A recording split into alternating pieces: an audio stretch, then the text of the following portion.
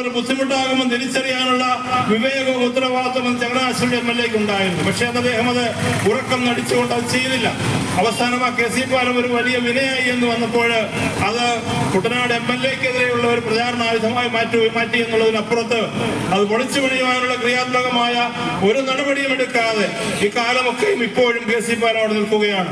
ബഹുമാനപ്പെട്ട job Michael sir 2021 ചങ്ങനാശ്ശേരിയുടെ അല്ലെങ്കിൽ ചങ്ങനാശ്ശേരി നിയോജകമണ്ഡലത്തിന്റെ പടിഞ്ഞാറൻ ഭാഗത്തും ചങ്ങനാശ്ശേരി മാർക്കറ്റിനും ഒക്കെ കൊടുത്ത ഒരു വലിയ വാഗ്ദാനം ചങ്ങനാശ്ശേരിയുടെ വികസനത്തിന് വിലങ്ങുതിരിയായി നിൽക്കുന്ന KC പാലം സമയബന്ധിതമായി പൊളിച്ചു മാറ്റി ജലഗതാഗതം ഉറപ്പുവരുത്തിക്കൊണ്ട് പുതിയ പാലം നിർമ്മിക്കുമെന്നുള്ളത് അദ്ദേഹത്തിന്റെ തെരഞ്ഞെടുപ്പ് വാഗ്ദാനമാണ്. പ്രിയമുള്ളവരെ, അതിന്റെ നടപടികളെല്ലാം അന്തിമഘട്ടത്തിനായി നിൽക്കുന്നു, ടെൻഡറിലേക്ക് പോവുകയാണ്. അങ്ങനെ KC പാലം താമസമില്ല നമുക്ക് യാഥാർത്ഥ്യമാക്കി എടുക്കാനായിട്ട് പുതിയ MLA-ക്ക് കഴിയും. മറ്റൊന്ന്, നമുക്കറിയാം ചങ്ങനാശ്ശേരി റെയിൽവേ ഫ്ലൈ ഓവർ. എന്റെ ഓർമ്മ ശരിയാണെങ്കിൽ ഉമ്മൻചാണ്ടി സാർ നടത്തിയ ജനസമ്പർക്ക പരിപാടിയിൽ അന്ന് ചങ്ങനാശ്ശേരി MLA ആയിരുന്ന CF തോമസ് സാർ ആവശ്യപ്പെട്ടിട്ട് ഗവൺമെന്റ് അല്ലെങ്കിൽ മുഖ്യമന്ത്രി പ്രഖ്യാപിച്ച പദ്ധതിയാണ് ഫ്ലൈ ഓവർ. അതിനുശേഷം വന്ന ബഡ്ജറ്റ് ബഹുമാന്യ ധനകാര്യമന്ത്രിയായിരുന്ന ആരാധന ശ്രീ KM മാണി സാറ് അന്ന് അതിന് ബഡ്ജറ്റ് പ്രൊവിഷൻ വെച്ചതാണ്. അതിനുശേഷം ശ്രീ തോമസ് ഐസക് ധനകാര്യമന്ത്രിയായിരുന്നപ്പോൾ ബഡ്ജറ്റ് പ്രൊവിഷൻ വെച്ചതാണ്.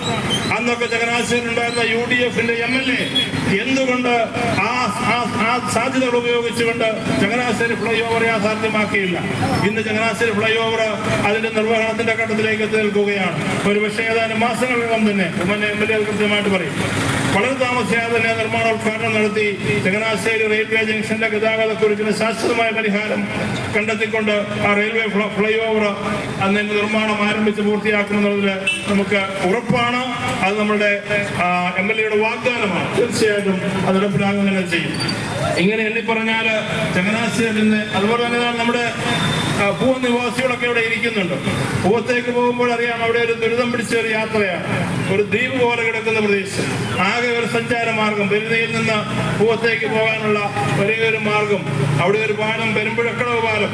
ആ പെരുമ്പുഴക്കടവ് പാലം എത്രയോ കാലമായിട്ട് അത് നിർമ്മാണ ഘട്ടത്തിൽ തന്നെ നിർമ്മാണത്തിലെ അപാകത കൊണ്ടോ എന്തോ അതിന്റെ അപ്രോച്ച് റോഡ് താഴ്ന്നു പോയി ഗതാഗതം തടസ്സപ്പെട്ട് താൽക്കാലികമായി നിർമ്മിച്ച ഒരു ബണ്ടിലൂടെയാണ് ഈ കാലമൊക്കെ ഈ വർഷങ്ങളിലൊക്കെയും ആ ജനങ്ങൾ നടന്നു പോയിക്കൊണ്ടിരുന്നത്. പ്രിയമുള്ളവരെ, നമ്മൾ ഓർക്കണം, UDF-ന് 2 മന്ത്രിമാരുണ്ടായിരുന്ന കാലം ഉണ്ടായിരുന്നു. ബഹുമാനായ ചങ്ങനാശ്ശേരിയുടെ MLA CF തോമസ് സാർ മന്ത്രിയായിരിക്കുന്നു. പൂവത്തുകാരനായിരിക്കുന്ന KC ജോസഫ് മന്ത്രിയായിരിക്കുന്നു. ഇരിക്കൂർ ജയിച്ച് ഉമ്മൻചാണ്ടി മന്ത്രിസഭയിൽ ചങ്ങനാശ്ശേരിയുടെ 2 മന്ത്രിമാരുണ്ടായിരുന്ന കാലത്ത് പൂവങ്കാരനായ KC ജോസഫിനോ ചങ്ങനാശ്ശേരിയുടെ MLA ആയിരുന്ന മന്ത്രിയായിരുന്ന CF തോമസ് സാറിനോ ആ പെരുമ്പുഴക്കടവ് പാലം പൊളിച്ചു പണിത് ആ നാട്ടിലെ ജനങ്ങളുടെ ദുരിതം അവസാനിപ്പിക്കാനായിട്ട് മനസ്സ് വന്നില്ല, ചെയ്തില്ല. ബഹുമാന്യ ജോബ് മൈക്കിൾ സാറ് അതും